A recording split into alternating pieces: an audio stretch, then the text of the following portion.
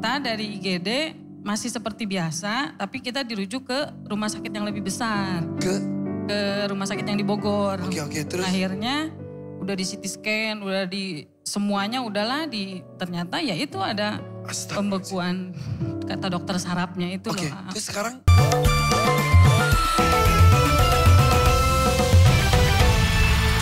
Irfan, peserta yang lolos adalah gabungan dari anak muda dan yang sudah tidak muda. Dan yang awet muda. Itu Irfan Hakim. Oh, masih mau tantang rumah. Artinya anak muda dan yang sudah senior.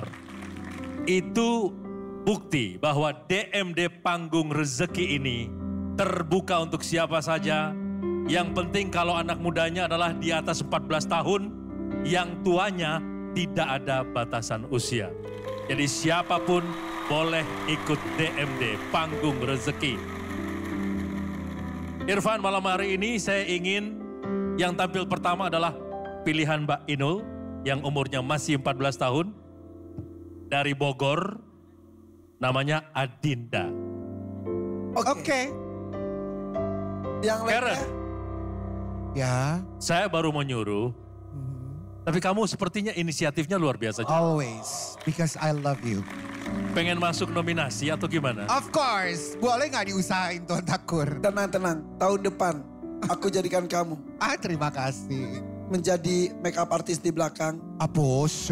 Ya siapin itu pengisi acara. Enggak lah yang nominasi. Single kamu mudah-mudahan. Oke, amin. Aku ini ya. Karen, kamu kan sudah dapat piala tahun depan. Hah? Sudah pasti akan dapat piala tahun depan. Amin. Penyanyi lip sync terbaik di DMD Award. DMD Award ya. Gak Ya, bisa boleh. gitu dong. Yang lip sync kan bukan dia saja, saya juga lip sync. Bangga lagi. Tapi nama-nambahin Cuma lah. kita berdua yang bangga lip sync. Aku awardnya cuma ada 4 piala di rumah. Emang iya? Apa aja? Baru. Kerupuk, karung. Ya. Tadi yang mana ya Tuan Takur ini? Ini akan Oh iya tampil. ini. Yuk. Nur Karen, Aini. kamu makeover Supomo dan Nur Aini. Oke. Pak Supomo yuk. Oke, sama Nuraini. Kalau Pak Lili enggak ya? Udah cakep Pak Lili. Pak Lili Bunga-bunga sudah di keren. mana-mana. Atau Siap. sepatunya ganti warna hitam kali Pak Lili tuh. Boleh nggak? Enggak juga. Tapi kalau mau ikut yuk ikut Kita aja ke belakang. Kita ngerumpi dulu. Atau rambutnya diapain gitu ya. Oke, yang jelas saya bersama dan Adinda, betul? Betul. Tepuk tangan dulu dong buat Adinda nih, peserta pertama kita. Adinda datang bareng ibu tadi ya. Mana ibunya? Ibu dan kakak? Yaudah, ibunya boleh ibunya aja ya, kakak mau ikut boleh. Sini, ibu-ibu bersama saya bu. Ibu kesini bareng kakak kamu. Kamu punya berapa orang kakak? 3. 3. Gak punya adik? Punya. Berapa? 1. 1 berarti 1, 2, 3, 4, 5 anak. Oh gitu, yang ini kakak nomor berapa? 3. Nomor 3. Kok setiap saya tanya jawabannya 3? Jadi ini kakak paling dekat dengan kamu. Yang nomor 2, nomor 1 sudah menikah kah? Belum, baru nomor 1. Oh ada yang menikah. Ibu sehat bu? Sehat alhamdulillah. Barusan saya nanya anak ibu ada 5 ternyata ya? Iya, Ya. Sudah ada cucu belum ibu? ada 1. Dari kakak Adinda yang Anak pertama? yang pertama. Oh gitu. Sini bu, dekat. Adinda tuh 14 tahun. Ya. Masih sekolah berarti ya? Kelas 2 SMP. 2 SMP. Ya. Tapi kamu cukup bongsor ya. Bener ya? Dari dulu emang gitu? Ya. Mirip ibu loh ini tuh. Dia yang paling mirip sama saya. Paling mirip. Kalau kakaknya yang itu mirip siapa? Sama juga sih, mirip bapaknya juga. Bapaknya. Bapak sehat bu? Untuk sekarang lagi keadaan sakit. Sakit Untuk apa? sekarang ada pembekuan kok di pembekuan darah di kepala belakang. Kenapa? Pernah jatuh. Kerjanya apa bapak? Distributor tadinya, Distributor awalnya. awalnya. Jatuh di mana? Lagi kirim-kirim barang di pasar mas. Terus? Lagi kirim barang Kepleset di pasar. atau gimana? Lagi ngangkut barang, ternyata ada botol jatuh, keinjek. Innalillahi. Jadi ke botol gitu ya? Tapi botol, Kepala iya, kena lantai. kepala belakang. Sangat keras. Iya. Sempat tidak sadarkan diri kah? Itu prosesnya lama, jadi pas jatuh itu mah nggak kenapa-napa. Ya cuma sakit, mungkin benjol, pusing dikit mungkin. Iya. Tapi merasa ya udahlah. Terus? Nggak digubris, tapi pas November kemarin. Sebentar maaf, kejadiannya kapan itu? Itu udah setahun yang lalu kejadiannya. Cuman pas kerasanya itu November kemarin 2024 Oh tahun lalu? 2024. Apa ya. yang dirasa katanya? Sering sakit kepala aja.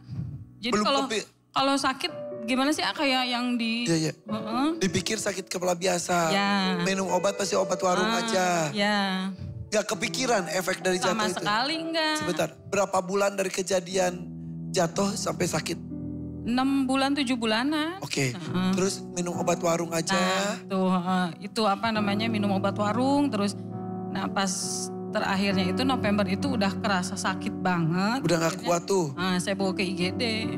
Ternyata dari IGD masih seperti biasa, tapi kita dirujuk ke rumah sakit yang lebih besar. Ke rumah sakit yang di Bogor. Oke, terus? Akhirnya udah di CT scan, udah di semuanya udahlah ternyata ya itu ada pembekuan kata dokter sarafnya itu Oke, loh. terus sekarang? Sekarang kondisi untuk sekarang kan dia dari 6 bulan kalau tidak ada perubahan harus dioperasi. Ya. Mau dirujuk ke rumah sakit Jakarta sini. Oke.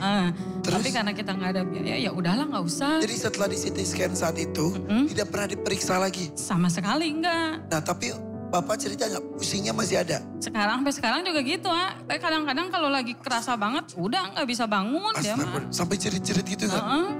Pusing. Ya Allah, kenapa tuh nggak diperiksa lagi? Itu sih sebenarnya mah dari November, Desember, Januari sampai berapa bulan itu dikontrol cuman untuk dari sehabis lebaran April itu. Ya April harusnya. Sekarang itu enggak ada kontrol. Ada minum yang harus, obat yang harus paling dikonsumsi? minum obat warung aja. Obat warung lagi? Emang nggak bisa ini Diperiksa lebih lanjut? Diperiksa lebih lanjut sama menggunakan BPJS gitu? Ada Mbak, itu kalau BPJS kita pakai BPJS emang. Tapi kan biaya transport bolak-baliknya itu loh. Oke. Karena dia udah nggak punya pendapatan sama sekali. Udah gak kerja. Ibu sekarang bekerja? Saya sekarang ART. Sebelumnya? Sebelumnya saya kerja di pabrik. Oke, dulu kerja di pabrik gajinya berapa? Ya UMR zaman dulu lah. Oh berhenti, udah lama berhenti. Sekarang lama. ART, tapi bolak-balik? Enggak sih, deket tetangga aja, bantu tetangga gitu dari jam loh. berapa? Berapa rumah yang dipegang? Satu rumah yang aslinya satu rumah. Cuman kadang-kadang saya kalau ada yang butuh tenaga saya bisa enggak gosokin baju atau bersih-bersih gitu. Oh dikasih lagi. Nah kalau yang di satu rumah itu kerja dari jam berapa? Saya kalau berangkat sehabis anak-anak sekolah pergi 6:30 jam 7 saya baru berangkat.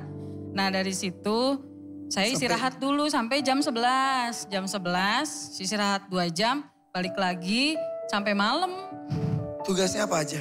Bersih-bersih, ngomong anak, bayi 2 bulan. Begitu. Cukup gajinya? Ya kalau dibilang cukup mah ya namanya orang kehidupan sehari-hari. Boleh tahu nggak berapa?